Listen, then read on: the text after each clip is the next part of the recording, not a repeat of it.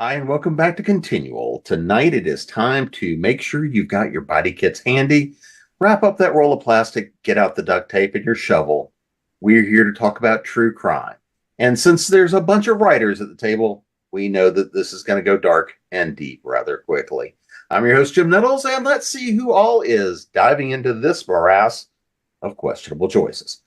BB, you're up first. I'm BB Bayless. I write horror, science fiction, fantasy, paranormal, and I also co-write with Ginny Koch. Russ?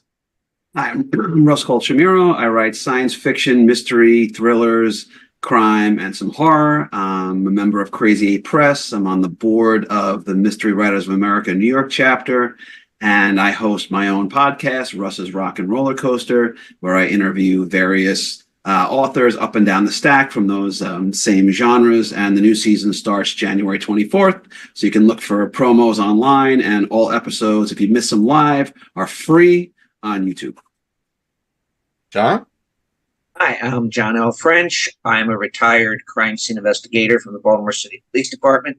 So I more or less spent my career dealing with true crime. I write crime fiction, pulp, paranormal investigation, fantasy, and science fiction. Jenny? I'm Ginny Koch. I write the Alien Catherine Kitty Cat series for Doll Books. I also write in all lengths and genres, and I like true crime.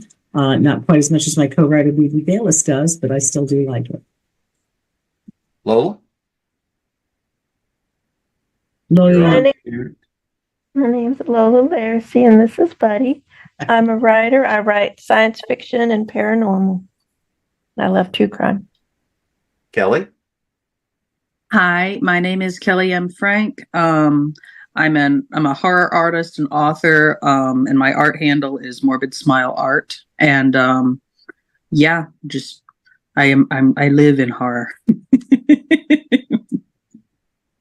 Well, true crime is one of those genres that really has kind of hit the cycle and exploded again in the last, let's call it 10 years or so. I mean, I think podcasts and the ability to do deep dives into it, a lot of the nature of, paranormal media, paranormal radio, things like this, it brought true crime really heavily back into media. But this is one of those things that really goes through a lot of cycles, and it's always interesting to see what it is about the sordid and the macabre that brings a certain person to the interests. Now, obviously, that there's a bunch of writers sitting at the table mean that we're also probably looking for inspiration. But I want to talk a little bit about what it is about true crime that interests you specifically. So, BB? I have a lifelong love of true crime, which is astonishing because I couldn't even kill a spider.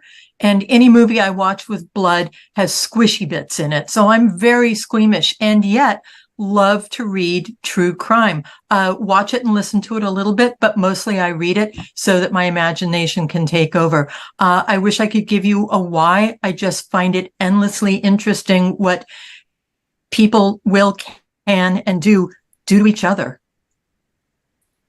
Russ? You're on mute. There we go. Sorry. So, like a lot of folks, true crime is interesting to me, for a lot of reasons. I don't consider myself to be particularly morbid, actually.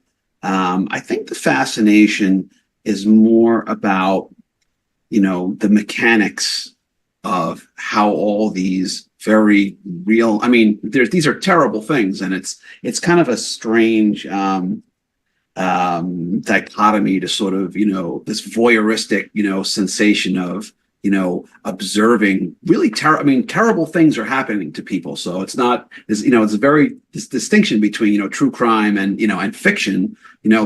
Real people are suffering, really have gone through really horrible things. So on the one hand, it's kind of, almost sort of, there's a guilt to it. But I think for me, what's fascinating about our, what the pressures that people find themselves under and the conversations that they have with themselves that allows them to justify to do fairly terrible things, and then the sometimes painstaking efforts that they'll go through, sometimes well thought out, often not, to cover up what they've done. And when you kind of learn all the various pieces, when you look at it, knowing everything, you kind of think, oh, well, if this was so obvious that this was happening, or why didn't law enforcement get involved sooner, or how did this happen? But the reality is that, even the best law enforcement, they can't be everywhere in all places and all times. And the fact that these terrible things happen right across the street from where we live, and sometimes within our own homes, without even knowing that they're happening, or that we all could be either ultimately the victim ourselves, or someone we know could be, or if under the right circumstances, we ourselves could be the perpetrators. And everyone thinks, no, it could never be me. It's always going to be someone else, but it's somebody. And, like the old saying goes, you say, well, why me? And God says, well, why not you? John? Hey, I blame my interest in true crime on my father and I watching The Untouchables on television. Not that the TV version of The Untouchables had anything to do with true crime, except for maybe the first movie or two. But since then, my fascination in reading true crime has been on the organized crime. I've read a couple books about Elliot Ness. That kind of got me into the whole Chicago outfit. And there's a great book called The Outfit about that.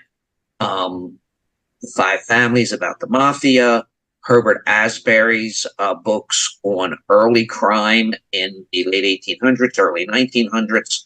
And that's where my reading about true crime is, because I spent so many years, on crime scenes and all that. I have less interest in reading about individual crimes. But when I watch television, I kind of like to watch the murder documentaries, such as the ones presented on Netflix, like The Night Strangler or The Yorkshire Ripper. There's several documentaries about true crime on the streaming channels. And when I get a chance, I watch them mostly to see, basically it's professional interest, to see how these cases were investigated and how they were solved. Jenny? Well, I mean, true crime's always all around us. I remember it was very big in the 70s. It seemed like, there was woman in jeopardy every time you turned around. But it plays out in the news media. Tanya Harding, we watched that go down live, right? The Menendez brothers, the Night Stalker in Los Angeles, all these other things. So we're surrounded by it. So I think it's interesting. And I also think that no monster you can come up with is worse than what a human being can do to another human being. Okay, there's no monster. Cthulhu, I laugh. Okay, Cthulhu is benign compared to what we will do to each other. So I think that's really interesting. Other than it being like, it felt like it was all around when I was growing up. But In Cold Blood and The Onion Field were big, big books. And I don't mean thick. I mean, they were very well renowned, and they had movies made and everything else. And so I was super aware of them. And for me, it was interesting that this was something you could write, that it was literary, that you could actually tell this tale in a way that let the reader understand what was going on for everyone, not just what the courts had to say. So that was all very, very interesting to me. And kind of like John, we didn't watch The Untouchables. We watched Dragnet, which truly felt like a true crime every week, right? I mean, Joe Friday, that's how he's doing it. This is a real case. This is real crime. The names have been changed to protect the innocent. So you're watching I watched true crime every week growing up because we were very faithful to Dragnet. So it kind of put it in there. I'm not really, I don't watch a lot of podcasts. So I don't really have that area background. I just feel like it's all around anytime you turn. And then I imagine we're going to talk about our influences and what we do later. So I'll save it. Lola? A lot about why I like it. Because sometimes I get worried, like, am I being a looky-loo? Am I participating and exploiting people who are in pain? I think one of the reasons why I watch it and listen to it and read it is because I want to know what to watch out for. I'm a naturally paranoid person. I remember 30 years ago, I lived in an apartment that had bars on every window except for one window. And I was so paranoid that sometimes I would sit there and stare at that window and think somebody could come through there. I mean, I've had some problems. I'm loosened up, although I do have an alarm system and dogs. But, I think one of the reasons I watch it is to figure out what happens, pitfalls I might fall into, and kind of prepare myself, mentally and physically. But thinking of exploitation, there are some shows I've stopped watching because they were exploitative. And I have an example now. I can give it to you now, or we can wait later and talk about it. Yeah, we'll hold on to that and when we get Okay. into the modern era stuff. Kelly, how about you? Gosh. So I grew up with my mom is a big horror fan, but she's also into history. So we had books lying around about like Jack the Ripper and stuff like that when I was growing up. And I never had a restriction on what I could read. If it as long as I was reading something. I also watched a lot of Perry Mason with my grandmother. She was really into watching Perry Mason, and when she would read aloud to us, she would read Agatha Christie books. So she didn't like reading kids' books. It was Agatha Christie, and that's about it. So I kind of grew up with Poirot and things like that. And my dad was into comics, so we didn't like Superman, so we got into Batman. And I would think that a lot of that is my introduction, like as a kid, to true crime. Just because like I kind of from the mystery and like the grotesque, the horror kind of aspect. I was not very respectful toward it when I was a kid. I would say because I was just when you're a kid, you don't always have that strong connection of like these are actual people. When I was looking at like the Jack the Ripper pictures and things, but then later you mature as you grow up. So then by the time I was a later teenager, I was like, okay, I probably shouldn't, go up to people and scare them with pictures of bodies and books. I was a very strange child. But now I really try to use a lot of this stuff as fuel for my writing, writing horror. I personally, as I've gotten older and become more aware of like my vulnerability as a woman who lives by herself, that a lot of times I'm watching true crime for like, okay, what mistake did this person make that I will not make, that kind of a thing. But I do agree a lot of them are exploitive and I try to avoid those. So I think I've moved more toward podcast and certain YouTubers I trust more than like TV, unless the documentary is done by someone I trust on the subject. I don't really trust them that much if it's on Netflix or something like that. It just really depends. So Yeah, I want to talk about kind of the historical nature of it first, right? So if we look at historical cases, I think for a lot of us, we were introduced to the notion of true crime through, Jack the Ripper or Lizzie Borden, these kind of very salacious, very huge, huge stories of their time. And, for me, one of the early fascinations I had with it, of course, you've got that scandalous nature of it, is also just the historical nature. When you get to see how people looked at and responded to, major crimes at the time, when looking at Jack the Ripper and how that was treated in London versus, Lizzie Borden, and that notion of, well, we put her on trial, but really she couldn't have done such a thing as a woman, or looking at things like John Dillinger being shot down in the streets and, everybody running to dip handkerchiefs in the blood, to have that sort of a memento and connection to it. So, Russ, looking at things from kind of a historical nature, is there a particular story, a particular case, something like that from that in terms of true crime that kind of holds your fascination or maybe even inspires some of your stuff? Yeah, there's a few actually. So you had mentioned Jack the Ripper. I don't know if anyone's read it, but if you haven't, if you're interested in the case, so God, come on, why am I drawing a blank? From Hell by by Alan Moore, which is a brilliant. It's a graphic novel. I mean, they were individualized, but they collected them, which is just a meticulously researched black and white, expose on, a theory of Jack the Ripper, and, with footnotes and annotations, and, whether his conclusions are accurate or not. I mean, I don't know, but just kind of as a deep dive on what could have been, it just seems so plausible, various, if you actually go into the footnotes and you see like, oh, this one scene, one person was overheard on the other side of a fence saying this, and 100 years ago and whatnot, and the way he kind of was really like a brilliant piece of detective work to sort of cull us all together, which I read, I don't know, 30 years ago at this point. It's always kind of stayed with me. But kind of two things from my own life. I don't know if you guys remember this, but in the late 80s, there was a serial killer on Long Island. That's where I grew up, Joel Rifkin. And he had killed, I can't remember, it was like 15 or 20. I think they were, they might have been sex workers, if I recall, but it was a long time ago. Well, at that time, I was working as a camp counselor. And part of my job was I had to drive the bus.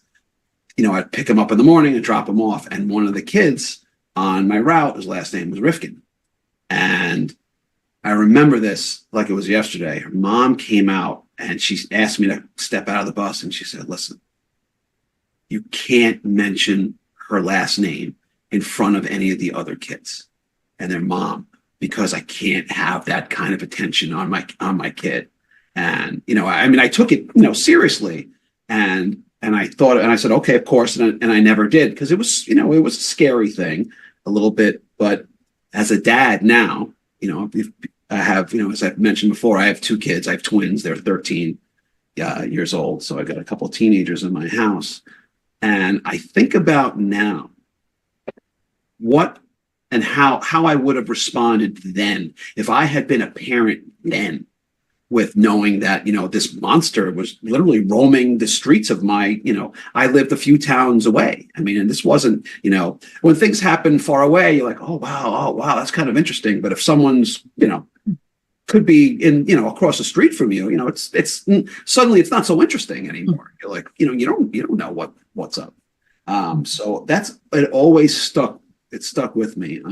And just separately, if anyone's interested. So on my own show, I did an episode on my podcast. It was about 2-3 years ago with a friend of mine is an historian, a New York historian. And we went through some of the big crimes in New York history, including murder of John Lennon and others. So if you're interested, I think you might be tickled by it. But and just lastly, this was just actually not so many years after the Joel Rifkin incident, down the street from me,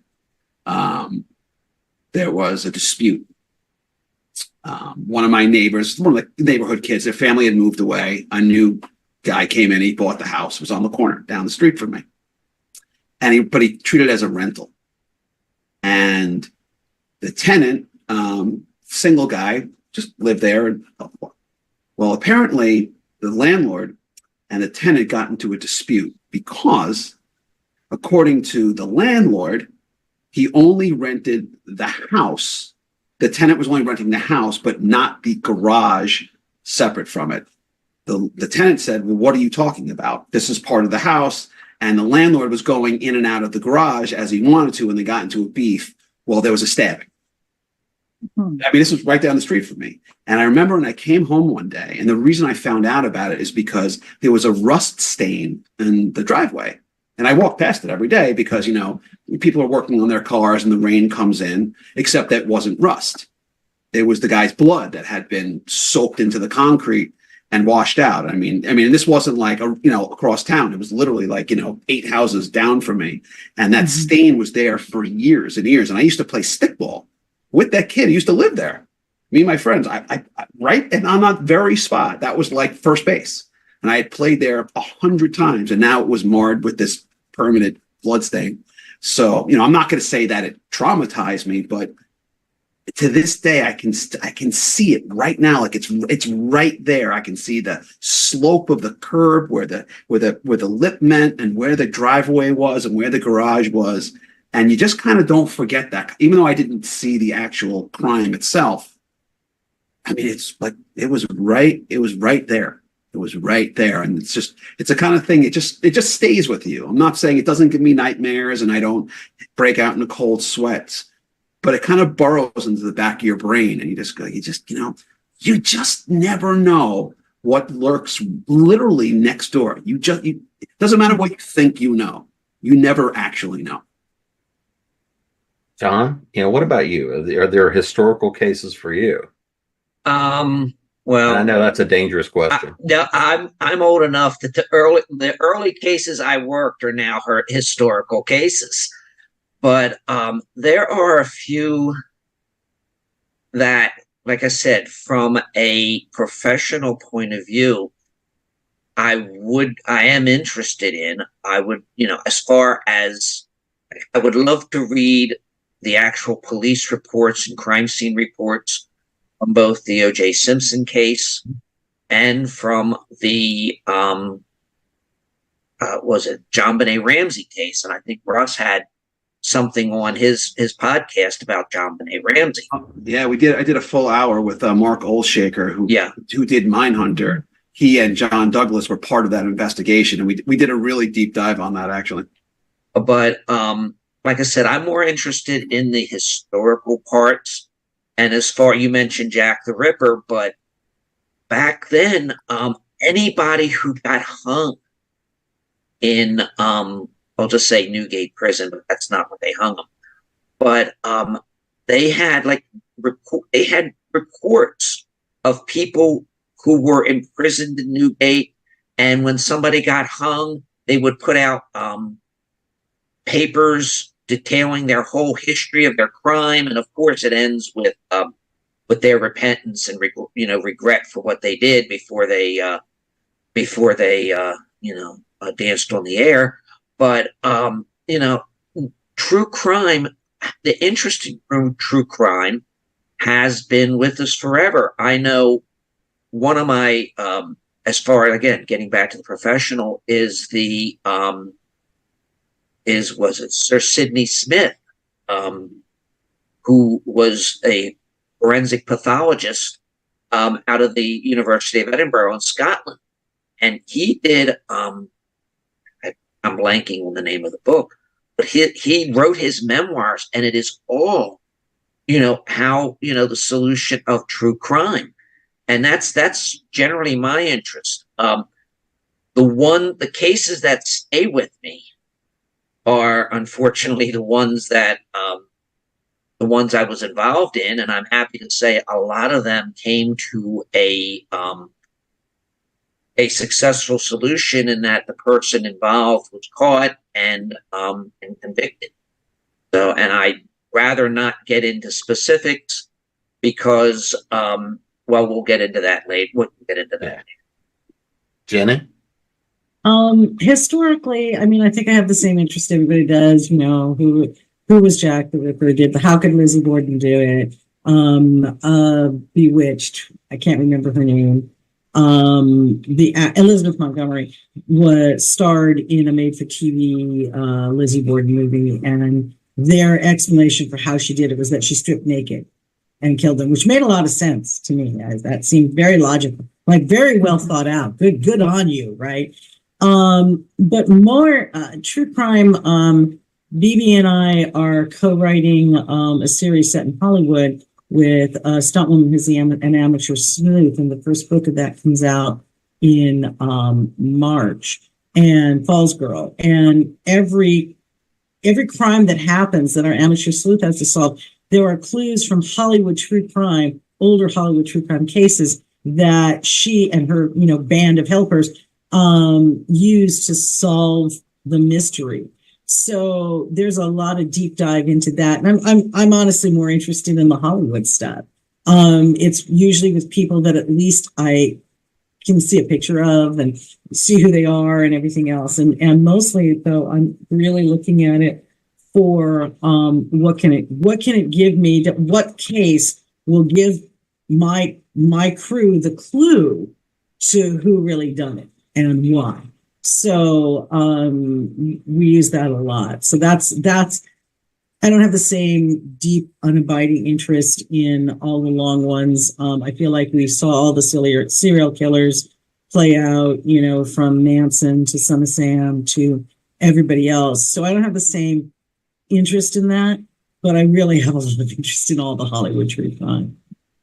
So, and some of it, like John said, what was of the day is now really, it's old. It's all in the olds. So it still counts. Lola?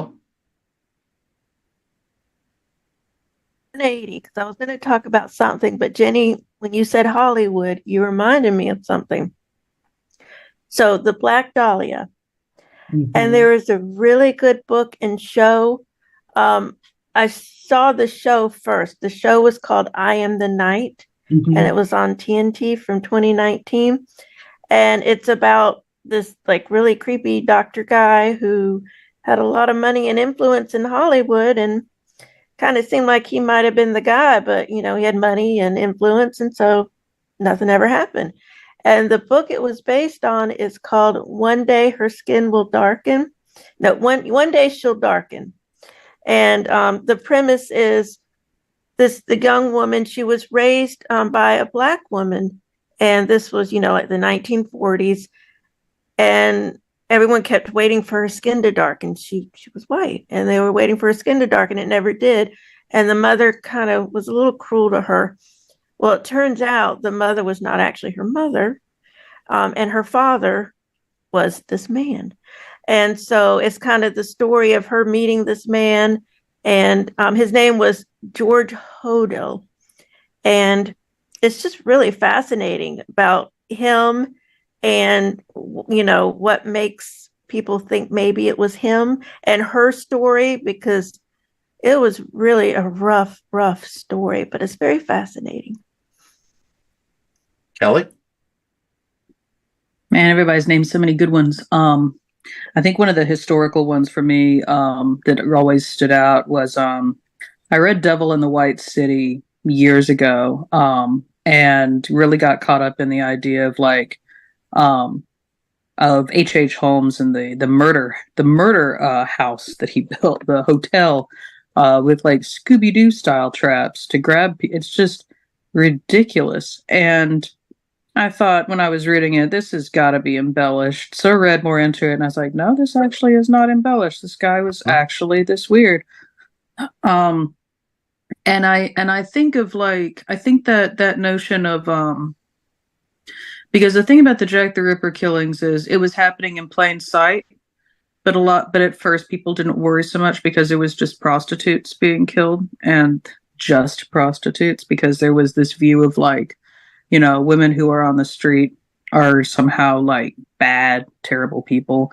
And it took a little while for it to really catch on. But what H.H. Holmes was doing, people didn't really notice it was happening at all for a long time. And I think the thing that fascinates me is the idea of horrible things happening under the surface of something that seems perfectly normal. But there's this grimy undercurrent of predatory people who do horrible things, and unearthing that. When I was growing up, we had a lot of weird crimes and things that happened around where I lived, because we lived in kind of a rural area.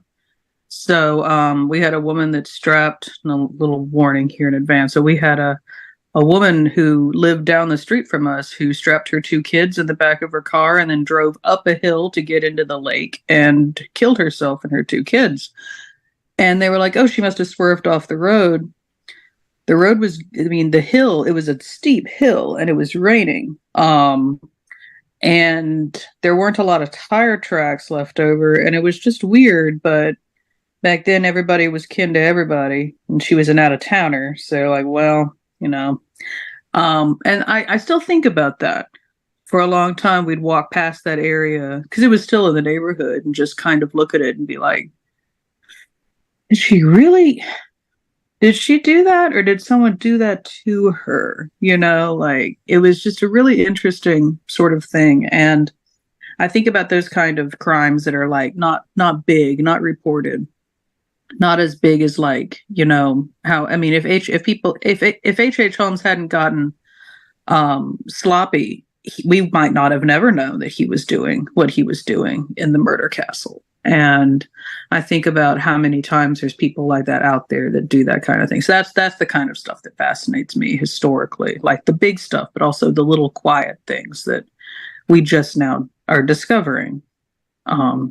Naming Jane Does and John Does and picking up cold cases and suddenly discovering this web of stuff that's happened in the past that we didn't know about.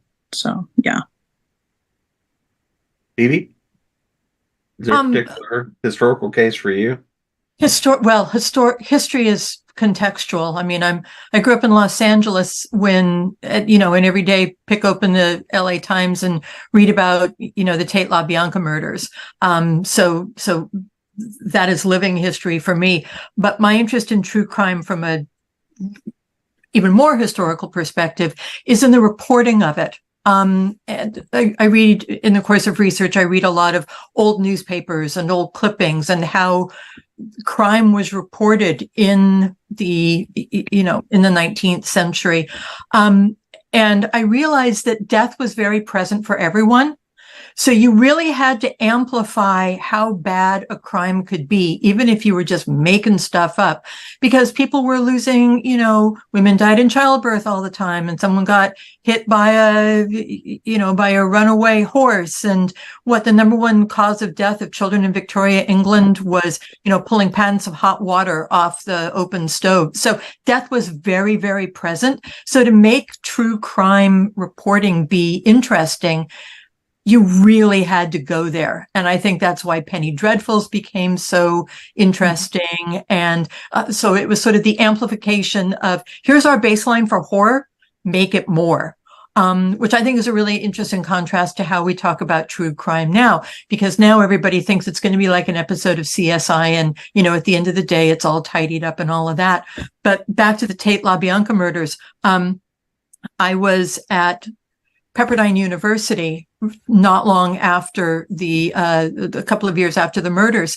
And for a sociology class, I had to do a ride along with a LA County sheriff. So I get in the car and we're driving along, and this guy says, "Hey, do you want to go see the Tate LaBianca murder house?" And I think, well, it's broad daylight and I'm with a cop, so like, what could go wrong? And he goes, "Oh, as a little prep, reach under the seat where you're sitting. My notebook is in there." And I'm like, "Your notebook?" And I pull it out, and it's a photo album filled with crime scene photos and Polaroids and stuff that he had obtained from the Tate LaBianca murders. So I cut that short. I no longer felt safe on this particular ride along. And maybe it was just teenage screaming me, but it really made an impression about, again, how contextual crime is. To him, it was a souvenir, and to the greater LA area, it was this traumatizing event. So I'm fascinated by how we explore and express true crime, whatever the era is. And looking at it, it's always kind of interesting what stories, I think that's a great point, what stories grab national attention, right? Because there's always, I mean, no matter what, having gotten part of my misspent youth spent in media and all that kind of good stuff, I never did a crime beat, though I've written stuff tangential to it. But looking at, there's the things that grab you locally, and then there's the things that just grab fire, right? There's the things that literally can reach around the world. And this has been going on for as long as we've had newspapers. And there's a degree of that, which is if it bleeds, it leads. But it's got to be something a little bit more spectacular. in the myriad of all the weird things that have happened to me in my life, for example, in the late 90s, I was doing some work and we had an operation out in San Diego, and I was starting to go out to San Diego. And we had one of the developers that was a contractor working for us, and I was talking to him. He says, and he caught my last name, and he starts talking to me about a group he's in that one of the people in there had same last name, and she was now dead, but was asking could we be related and all this sort of stuff. And I was like, well, if you find a Nettles, we're all related. We can tell you where we came back to. Three brothers came in. We can tell you when they came in. We're all cousins of some sort. It's like, oh, well, if you're coming to San Diego, we'd love to have you come out, come over. All right, great, whatever. So a couple of months later is when I finally start going regularly to San Diego. And the person he was talking about was Bonnie Nettles, and this was the Heaven's Gate cult. He was now dead. I missed meeting him by a couple of months, but it was one of those things of, because I got out there and was like, yeah, we're so and so dead. What? We find a lot of the time there's these things that touch stories and realities and things like this. So when we look at modern true crime, right? I mean, growing up, we had the Susan Smith case. You were talking about driving the car off and drowning the kids. We had a couple of pretty significant, disappearances of people around me.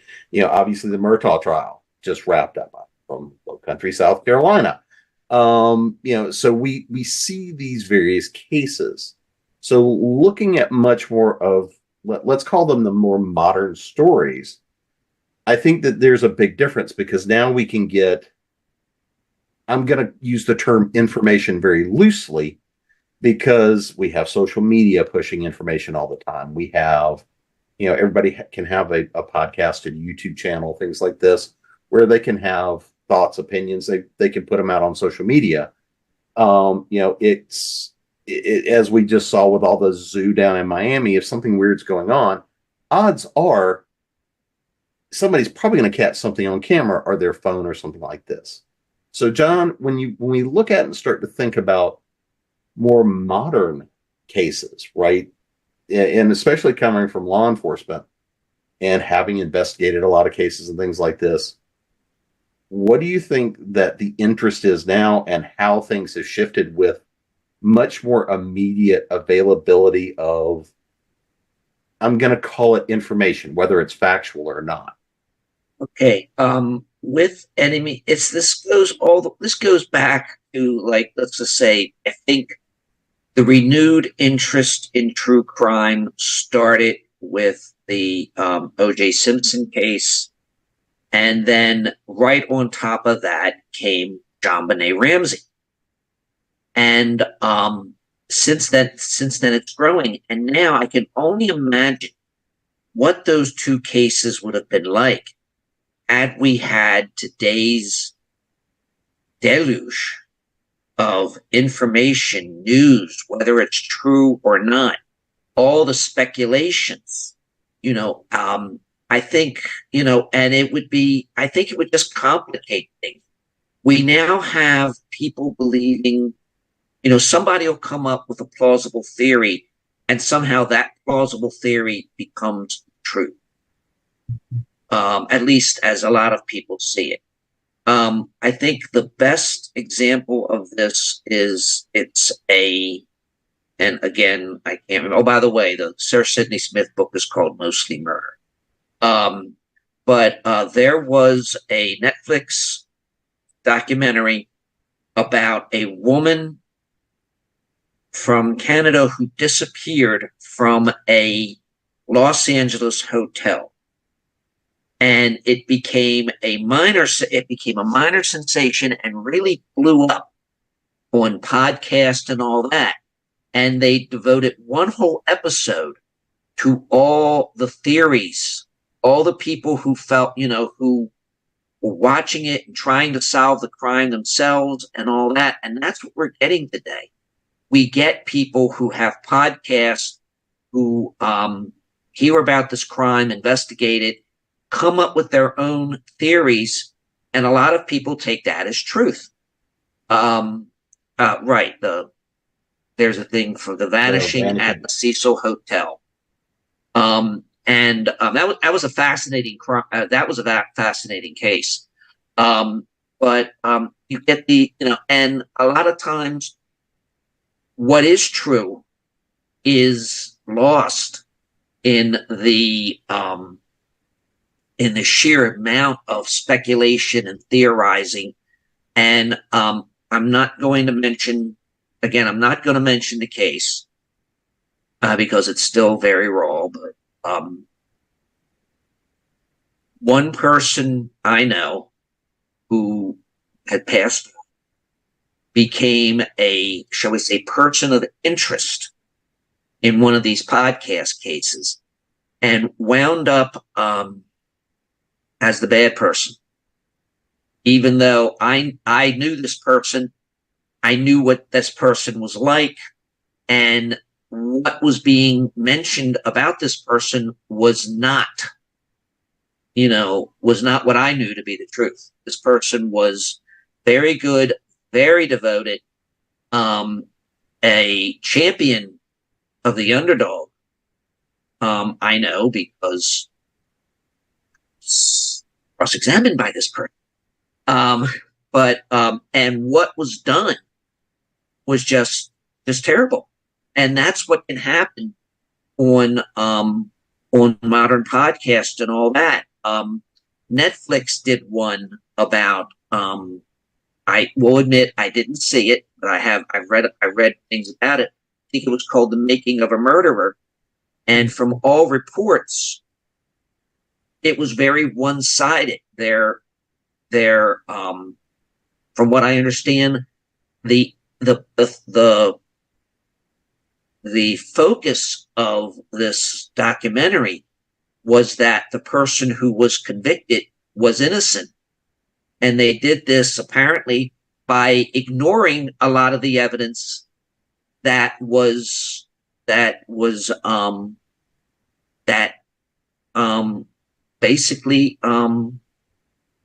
indicated that the person was guilty. So, like I said, I didn't see it, but that's the thing that can happen these days. Somebody gets a wild hair up their butt and decides that this is what really happened, and they present evidence that seems to appear, to support their thing, and they ignore everything else, and that's what's happening. But then again, in the old days when it was just you got all your information from the newspapers did exactly the same thing. If you want to read a good book on how it was done way back when, Daniel Stashower wrote a book called The Beautiful Cigar Girl. She was Mary Rogers, who might have been the first person in America who was famous for being famous. If the name is familiar, Edgar Allan Poe wrote a fact-based short story called "The Mystery of Marie Roget," set it in Paris with his character Auguste Dupin, and this basically Stashower basically takes the original crime, talks about how it was investigated, how it was reported in the newspapers, and how Edgar Allan Poe got. Well, and looking at this, one of the things I want to dive into, and Jenny, I'm going to hit you with this, is trying to find this balance. I mean, I remember growing up in the 80s, one of the big shows, of course, was Unsolved Mysteries. Robert Stack coming out of the darkness. And, we see, I put a lot of kind of the resurgence in that notion of true crime being these stories, the Datelines, the 24 Hours, all these shows that have built up to, and they were coming out of quote unquote traditional media, and now we've moved into this notion of everybody can have that citizen journalism movement. But looking at these kinds of cases, how do you find that balance between what is exploitive versus maybe what can also be beneficial? And I'm thinking about like some of the podcasts that highlight, the murders of Indigenous women. When we see some of the lesser known cases where there's also a potential here of, is this something that digs up a fact, digs up a hint, digs something up? And with the notion of all of modern true crime, where we're balancing forensics and science and all of the procedural stuff we have today, we wouldn't have had even 10, 20 years ago, back when John actually had to work. But if we look at all these things, where's that balance for you in terms of true crime media, these kinds of things? That question needs to go to BB, Lola, and Kelly. I avoid most of it. My version of true crime, only murders in the building, man. I am there for that. Okay. I love things like that. I personally try to stay away from all the darkness as much as I humanly can, because it absolutely affects me and affects me negatively. I delve into true crime. Some true crime you can't avoid. I was there for OJ, right? I mean, you couldn't avoid it. It was 24/7, and it was all anybody talked about anywhere you went. Okay. But, and I definitely have theories on that. But for modern stuff, there's too much of it. There's too much out there. There's too much death. There's too much dour. And I can't impact any of it. I'm not a true crime reporter, and I'm not going to be, taking the thing in my own hands kind of stuff. So what can I do other than just, kind of bathe in it? And it's not a good place for me. Excuse me. And this is going to sound like this has nothing to do with true crime, but I saw and read The Lady Vanishes by Agatha Christie really young, and that felt like true crime. I consistently look for who's lying because of that. And then there's a short story that was turned into a variety of like hour-long TV shows where a woman goes out, her mother's ill, a woman goes out and comes back and mom's gone and everybody acts, the whole room's been redone, and she finally claws and finds the old wallpaper. I can't remember the title or who wrote it or anything else. But basically, her mother's died of some dread disease. They've like burned her body, done all this stuff. And it's like they just want her to go away and pretend none of it ever happened. Those kind of things I find really fascinating. So anytime I see a crime, I'm always flashing back into, well, what would Agatha Christie or this particular short story, million times made into movies or TV shows, what would that tell me? Somebody's lying, right? So, but also there's true crime that doesn't involve murder. Watergate. I grew up drowning in Watergate. Okay, who Deep Throat was one of the most, it was right before and after he shot JR. So I'm more interested in, I guess, the political machinations, the conspiracies, and these conspiracy theories, and how looking at this, I reverted back to where are my suspicions, but I don't do most of the modern stuff because it's happening now. And it affects me negatively. And I can't help anybody. I can't help any of these people.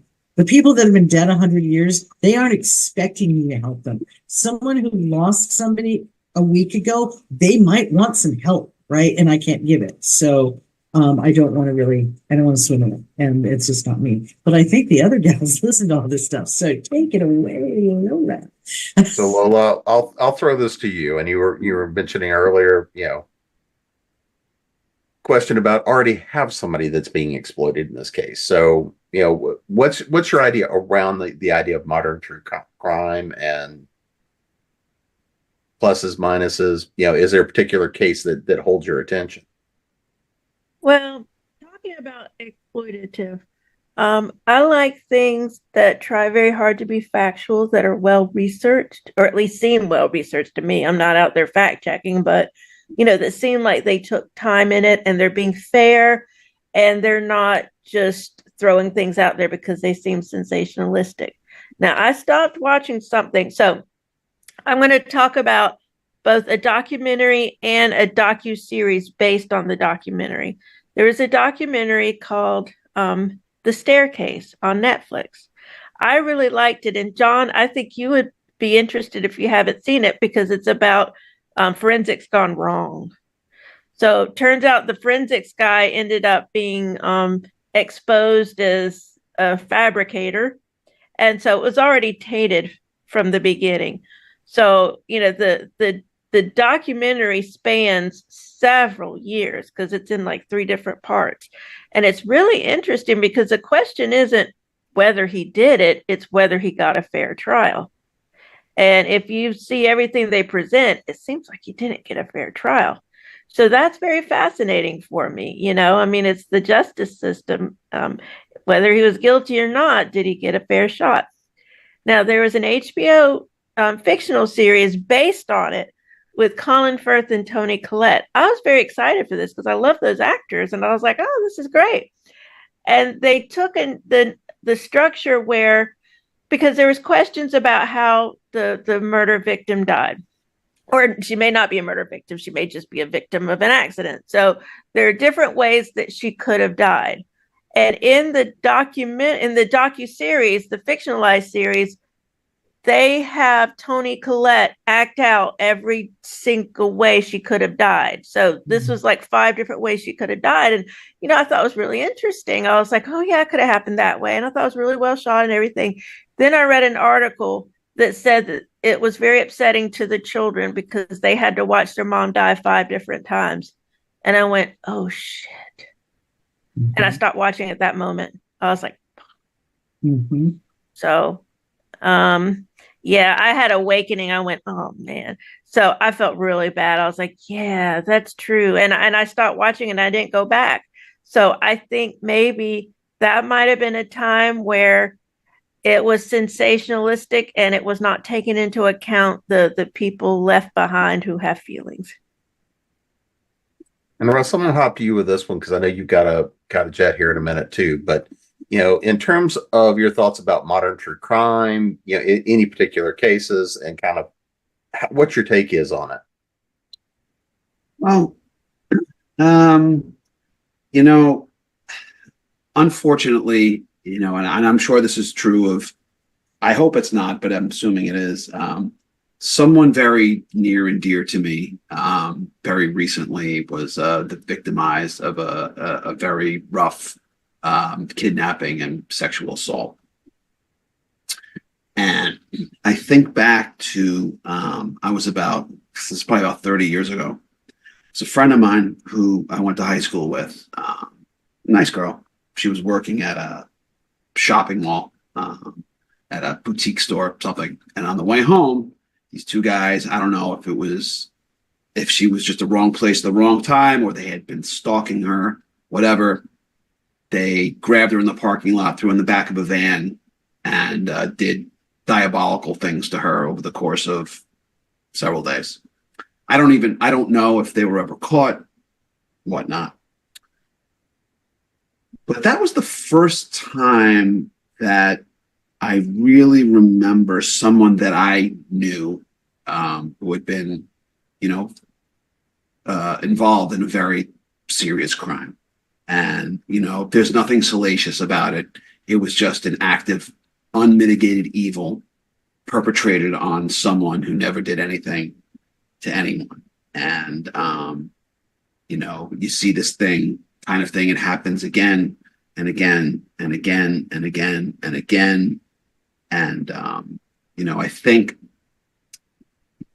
sadly, despite mine or anyone else's, the fascination part of it, it's that I'm often reminded of we're fascinated about horrible things that happen to real people. Like I said earlier, these are not fictional characters. These are actual living, breathing human beings. They could be you. They could be me. They could be friends, neighbors, family members, whatever. And they went through something really terrible or did something truly, truly awful. And my wife and I watched the first episode of something. It was called, it was with Kaylee Kuko, right? Kuko was, based on a true story or something where right? It was sort of silly, but okay. But the fact that we're even at the point where we're like, oh, what do we do next about true crime? I know, let's make them silly and goofy, and how can we put a new spin on it? But what are we putting spins on? We're putting spins on horribleness, on real, just truly awful things. And I think, to some degree, shame on all of us for sensationalizing and getting, our own sort of, entertainment value or distractions by being fascinated by the horrible things that happen to other people and that other people do. Look, I watch some of it and I have my own fascinations for the reasons we've talked about. So I'm not really judging anyone else in a way that I'm not judging myself. But I think it would be the greatest disservice that we as individuals and collectively can do is to, almost is to treat the crimes of real human beings as entertainment. Because I can guarantee you that the victims would not for 1 second consider it to be entertainment at all. So look, I watch it too. So there's just something we seem to be all, not all, but there's enough of us who are morbidly fascinated about these horrible things. Just that this is just nothing more than a reminder to myself to not get caught up in the glitz and the glamour of the sensationalism of what happens, because underneath it, it's all about real people undergoing horrible things. And, like I said, something really horrible happened to someone that I am very, very close to and was very near and dear to me. The family is shattered. I'm shattered. Other things of that nature have come across my life experience at other points in time and space. Sadly, I'm sure it's probably true of many other people too. So I'm not holding myself out as, anything more or less than anyone else. But I think it would be a mistake to not acknowledge the fact that everything we're talking about is based on the fact that something truly despicable happened to a human being. So anyway, that's my soapbox moment. Yeah, and so Russ, if you want to let everybody know where to be able to find you and catch your stuff as well. Absolutely. So you can find me online. I'm pretty easy to find. You can get me at russculturemiro.com. I'm on Facebook and Blue Sky and Instagram, but no Twitter anymore. I'm done with that cesspool. I'm on YouTube, Russ's Rock and Roller Coaster, for my podcast. And since we're talking about true crime, I did actually do a full hour with the writer of Mindhunter, the book, which the show is based on. We did a full hour. Mark Olshaker, he's a buddy. It was a fascinating hour. So if you're interested in true crime elements, I would suggest you might want to check it out. And also the John Benet Ramsey one that we did, that was also, and it's by far my most watched episode by magnitudes. People still to this day, I did this like 3 years ago, they're still emailing me about it. And I got books and I got podcasts, so come check me out. And I'm easy to find. And I got to run, but thanks for having me, guys. It's good to see everybody, and I'll talk to you guys soon. Thanks, Russ. All right, bye now. Good night. So Kelly, I'm gonna hop down to you now. Again, that notion of, how do we look at these modern true crime stories for you? You're on mute. I have conflicting thoughts on it. So on the one hand, I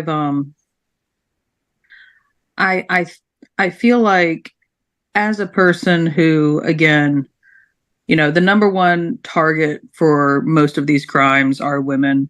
The person most likely to hurt a woman is a domestic partner. So a person that they trust. And so honestly, I think a lot of reason that true crime resonates so well with a strongly female demographic is because we're trying to learn, what to avoid, what's going on. Okay, so this is what happens. Let's not do that. I've heard stories of people who used things that they'd heard about while watching or reading or listening to true crime podcasts as ways to get away from attackers. People just being more hyper vigilant. I don't think that's a bad thing to be vigilant when your safety is involved. Um, especially because, people are violent and we know that no matter what, that's just how things go. Um, I feel like true crime often is like exploited in a way. I don't know how comfortable. I personally feel kind of weird anytime someone makes like a ton of money off of telling the story of someone else's death, like a real person's death. It always feels kind of weird. It's different if it's being donated or something, but it just always feels kind of, I don't know, it just feels a little weird, you know what I mean? But I also feel like um that's just human nature, and we want to understand things better, and the way we understand things is by looking at stuff and telling stories about it and learning. One of the big things we learned from the Jack the Ripper case was that forensics was necessary, and the crime scene had been completely contaminated because people kept walking through the area, taking things, looking at stuff, staring at the body, and they didn't have much evidence. They didn't have footprints even because of all the people who'd just been walking through every time they had a crime scene. I feel like we get better and better at forensics because, and just being able to identify um, people who have hurt other people because of the interest that people have in true crime at a younger age. They watch something, they get interested in it, and they want to help, and then they go and create innovation. So I personally don't see a problem with it as long as it's not like, I don't know if people need like tote bags with pictures of Charles Manson's face on them. I feel like that's a bit much. I don't see a difference between that and someone who puts a swastika on something that they're owning. I feel like both of those are symbols of hate. You shouldn't be doing that.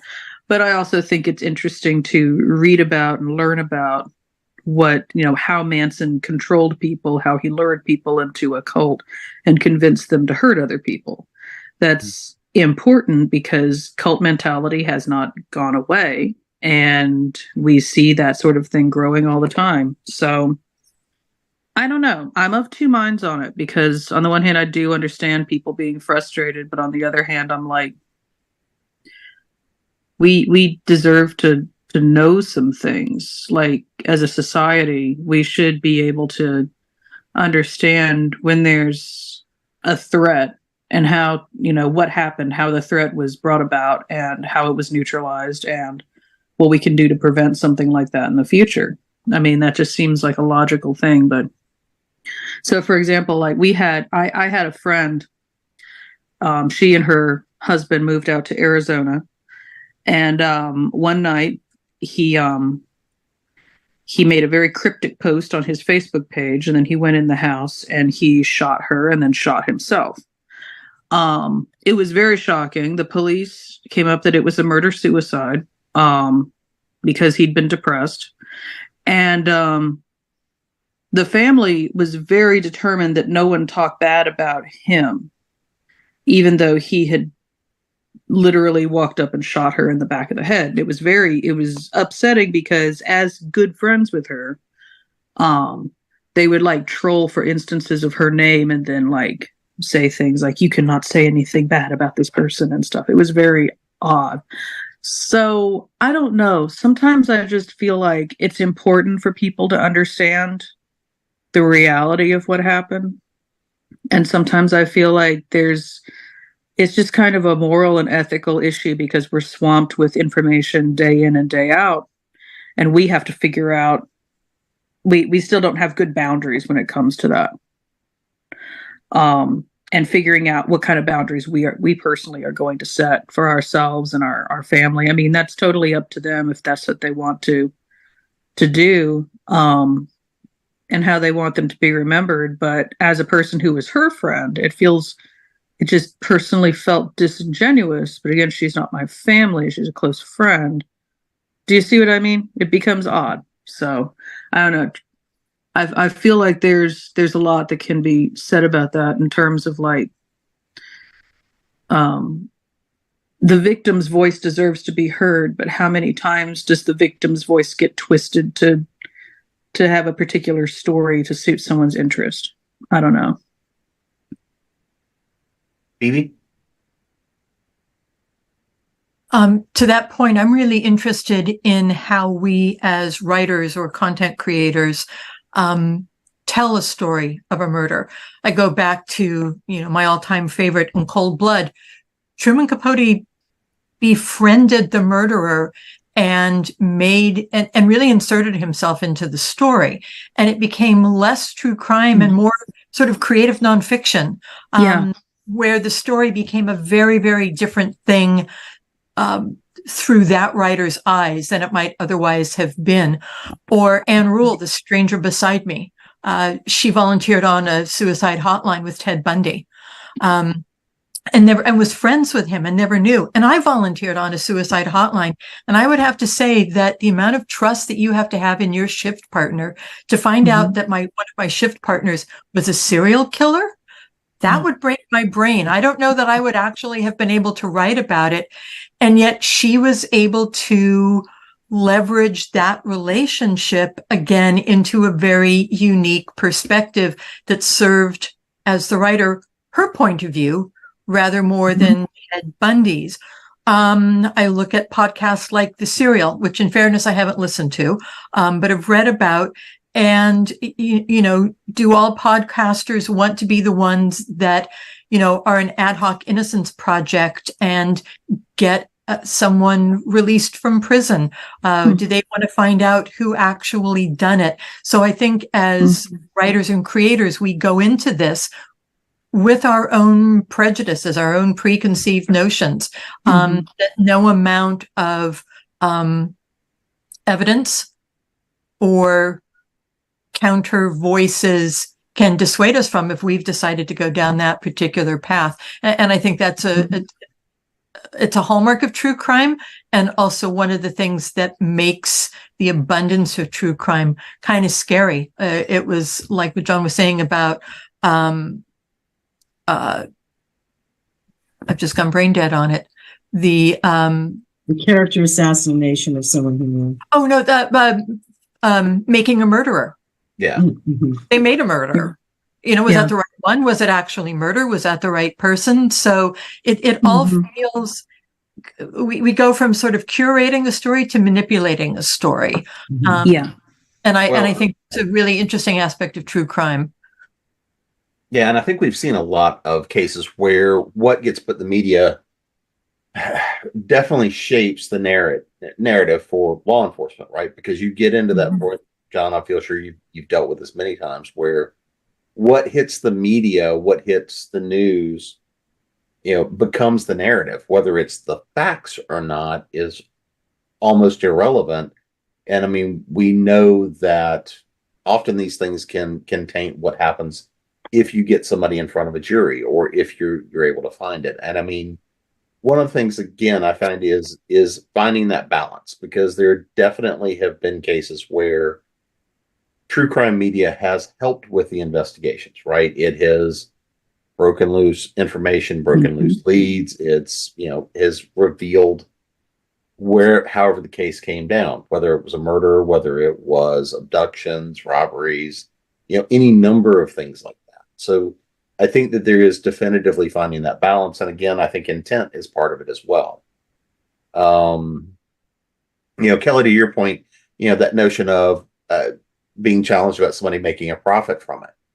Well, if we go to that, then we can go against every newspaper in the country and every every TV station.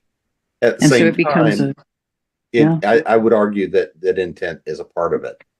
And I think that there's still a lot of things we could dive into and discuss about true crime. Because I think we really just started scratching the surface. But,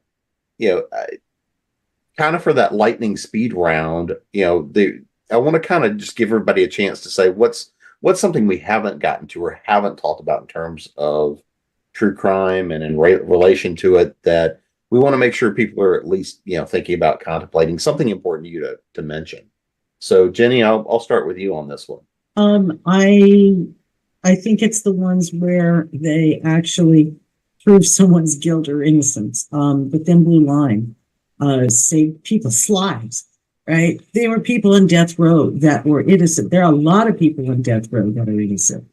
And I think when you have a true crime, be it a reporter or a movie crew or a podcast crew who are trying to find the truth, not the truth that they want, but what the truth is. Because the Thin Blue Line did not go in intending to prove that these guys were innocent. It just did.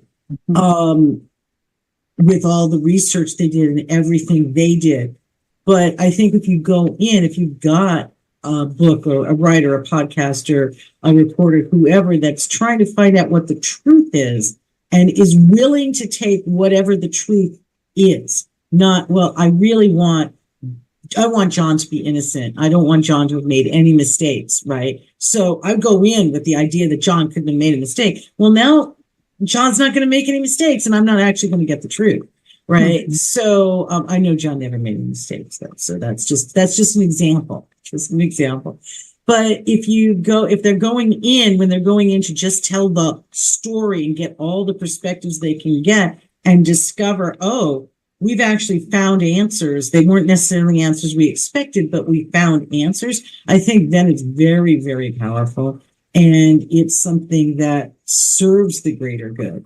So I'm all for those. I think that we probably need more of that than the view about true crime, so to speak. Lola, what's your one thing? Well, for all the cons and pros of all this media, it has helped with my education about crime and criminal cases, because I think back to the 90s before I had the internet, and I had some ignorant ideas. Like we were talking about JonBenet Ramsey. I remember when that happened, and I just automatically thought it was the parents. Mm-hmm. And I've just kind of gone with that notion, even though, nobody was convicted as far as I know. But I just kind of went with that notion in the back of my head. And it wasn't until I listened to a true crime podcast on it when I realized, oh, they were exonerated. It wasn't them. There was a lot of evidence saying it wasn't them. And there's more evidence saying there's other people. And I'm like, well, I'm a crappy person. I didn't even bother to look into it. I just assumed it was these people for 25 years. So, mm-hmm. It can be a tool for education if used right. Ellie? I'm going to piggyback off that. I think that using it as an educational tool, instead of just some kind of a tool for,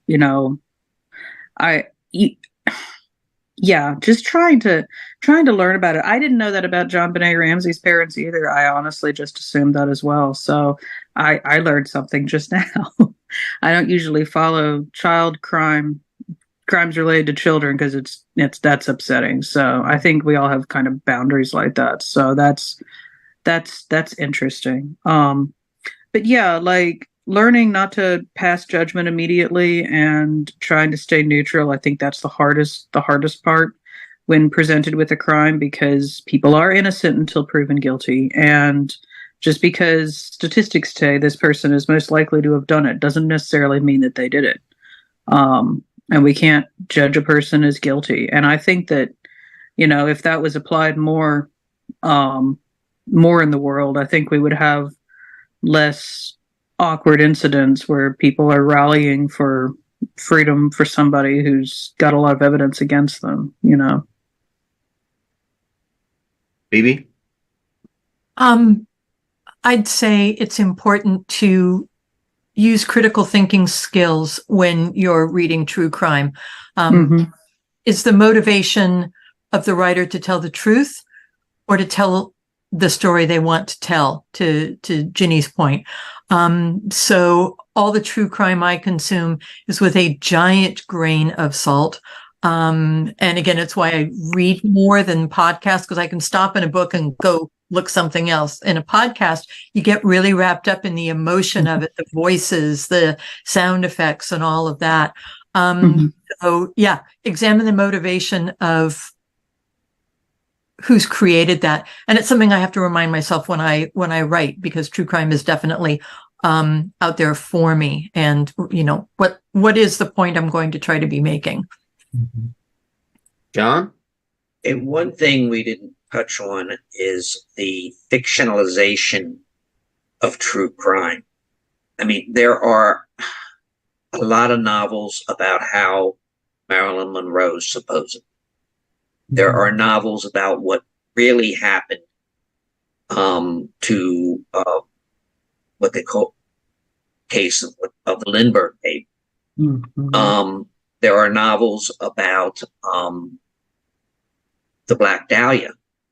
And I think a lot of times people read these novels and forget they are novels, that this is one person's version, what might have happened. And I know Agatha Christie was mentioned earlier on.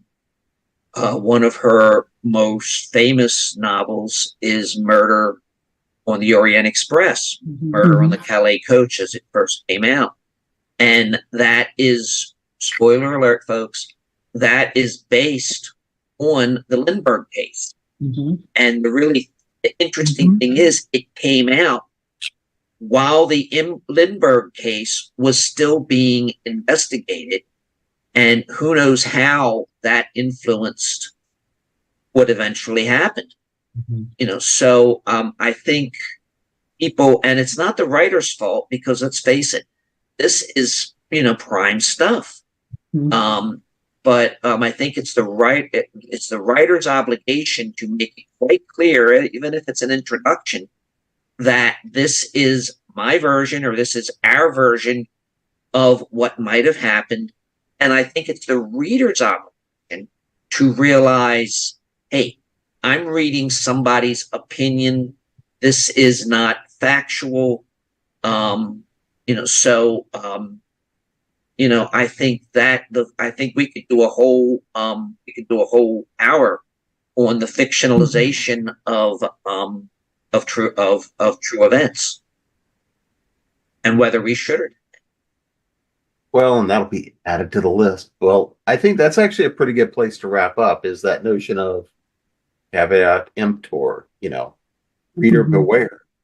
But before we get out of here, let's make it no mystery of who you guys are and where we can find you, and of course, books and all that kind of good stuff too. But so, BB, I'll throw it to you first.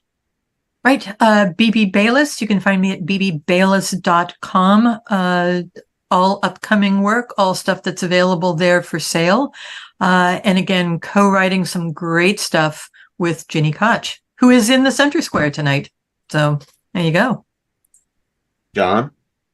Okay. Again, John L. French. You can find me on Facebook. My books are available from Amazon and Barnes and Nobles, and but please go to the website of whatever publisher is selling whatever book I have. Ironically, my latest book is not a mystery. It's a collection of stories about a medieval knight who starts off as a sword for hire and gradually works his way into becoming a. Jenny? JennyKoch.com. I'm on all over Facebook, X, Twitter, Blue Sky, Pinterest. Next upcoming release is I have a re-release of my romantic suspense Fleshlight, which is coming out from Ginger Blue Publishing in February on the 13th, right time for Valentine's Day. And then in March, also from Ginger Blue, is, as I said earlier, the first book in our Falls Girls Mysteries from me and BB, Falls Girl. And true crime does play a part.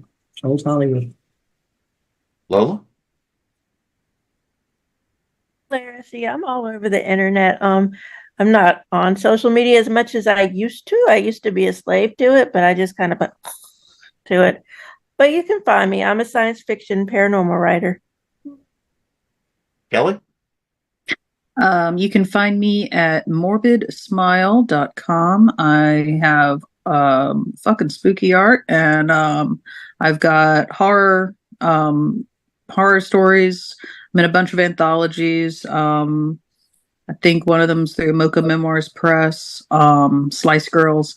I have an anthology coming out soon, but I don't have a due date. But if you're looking for conventions and stuff that I'll be at, you can check my appearances page on my website at morbidsmile.com. And I'm on all the social medias except for Twitter. I skipped that. And I've had the pleasure of being your host, Jim Nettles, and you can find me at jamesbnettles.com, authoressentialsworkshops.com, creatingpros.com, and of course, here at Continual. And we will see you guys again soon.